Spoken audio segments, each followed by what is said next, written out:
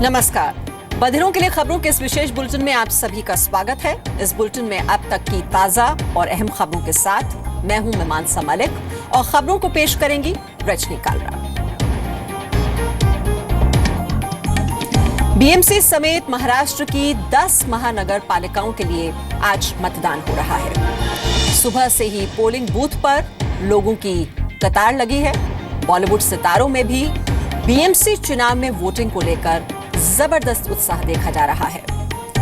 बांद्रा में सबसे पहले वोट डालने वालों में पहुंचने वालों में सदाबहार अभिनेत्री रेखा भी थी। जोया अख्तर, साथ ही साथ गीतकार गुलजार ने पाली हिल में अपना वोट डाला। हालांकि अभिनेता और बीजेपी सांसद परेश रावल और वरुण धवन वोटिंग से महरूम रहे। इनके नाम वोटर लिस्ट में नहीं थे। भारत रत्न पूर्व क्रिकेट कप्तान सचिन तेंदुलकर ने भी वोट डाला। सचिन अपनी पत्नी अंजलि के साथ वोट डालने पहुंचे थे। बीएमसी चुनाव में करीब 20 साल बाद बीजेपी और शिवसेना एक दूसरे के खिलाफ लड़ रही हैं। सियासी लोगों में सबसे पहले वोट डालने वालों में एनसीपी अध्यक्ष शरद पवार ने महालक्ष्मी में मतदान किया। एमएनएस अध्यक्ष राज ठाकरे ने शिवाजी पार्क पोलिंग बूथ पर अपना वोट डाला। शिवसेना प्रमुख उद्धव ठाकरे, बेटे आदित्य ठाकरे और पत्नी रश्मि ठाकरे के साथ पोलिंग बूथ पर वोट डालने पहुंचे। ठाकरे परिवार ने बांद्रा के नवजीवन विद्या मंदिर स्कूल में मतदान किया।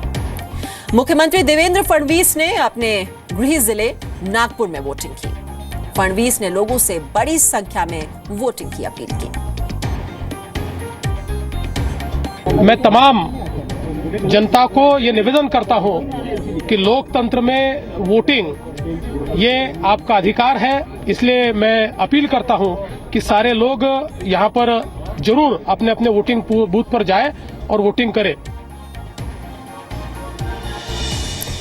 बीएमसी के अलावा पुणे, नागपुर, ठाणे, पिंपरी चिंचवाड़, नासिक, अमरावती,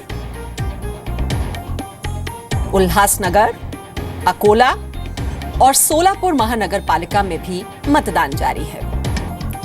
सोलापुर में महाराष्ट्र के पूर्व मुख्यमंत्री सुशील शिंदे ने परिवार के साथ पहुंचकर मतदान किया।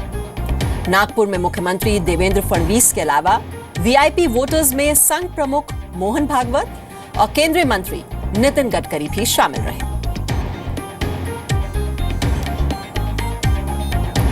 यूपी में चौथे दौर के चुनाव के लिए आज शाम 5 बजे प्रचार का शोर थम जाएगा। चौथे दौर में 12 जिलों की 53 विधानसभा सीटों पर 23 फरवरी को वोट डाला जाएगा। प्रतापगढ़, इलाहाबाद, कौशांबी, रायबरेली, जालौन, झांसी, ललितपुर, महोबा, हमीरपुर, बांदा, फतेहपुर और चित्रकूट जिलों में मतदान होगा। चौथे चरण में मतदान के लिए कुल 19,487 मतदान केंद्र बनाए गए हैं। 1,84,00,000 मतदाता 680 उम्मीदवारों की किस्मत का फैसला करेंगे। इलाहाबाद उत्तरी सीट पर सबसे ज्यादा 26 उम्मीदवार मैदान में हैं। बीजेपी अध्यक्ष अमित शाह इलाहाबाद में रोड शो कर रहे हैं। इलाहाबाद में चौथे दौर में वोटिंग होनी है। शाम 5 बजे तक चुनाव प्रचार खत्म हो जाएगा। अमित शाह ने रोड शो की शुरुआत अल्लाहपुर से की। रोड शो में हजारों की संख्या में लोग शामिल हैं। रोड शो से पहले अमित शाह ने सिविल लाइंस के पास चंद्रशेखर आजाद पार्क में चंद्रशेखर आजाद को श्रद्धांजलि भी दी। इलाहाबाद के अलग अलग इलाकों से होते हुए अमित शाह का रोड शो सुलाकी चौराहे के घंटा घर तक जाएगा। शाम 5 बजे के बाद अमित शाह वाराणसी के लिए रवाना हो जाएंगे। रोड शो से पहले रैली में अमित शाह ने अखिलेश पर यूपी में कानून व्यवस्था को लेकर हमला बोला। अमित शाह ने कहा कि यूपी में बीजेपी जीती तो सुशासन आएगा। और इलाहाबाद में अखिलेश यादव और राहुल गांधी का रोड शो भी शुरू हो गया है। इस रोड शो में समाजवादी पार्टी और कांग्रेस दोनों के कार्यकर्ता शामिल हैं। इससे पहले रायबरेली में राहुल गांधी ने प्रधानमंत्री पर जमकर निशाना साधा। राहुल ने कहा कि पीएम के रोजगार देने के वादे का क्या हुआ।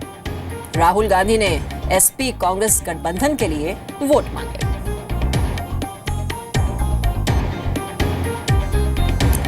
हवाला मामले में फंसे मीट कारोबारी मोइन कुरैशी की मदद करने के आरोप में सीबीआई के पूर्व निदेशक एपी सिंह पर केस दर्ज किया गया है। भ्रष्टाचार और आपराधिक साजिश की धाराओं के तहत सीबीआई ने केस दर्ज किया है। सीबीआई ने 16 फरवरी को एपी सिंह के अलावा मोइन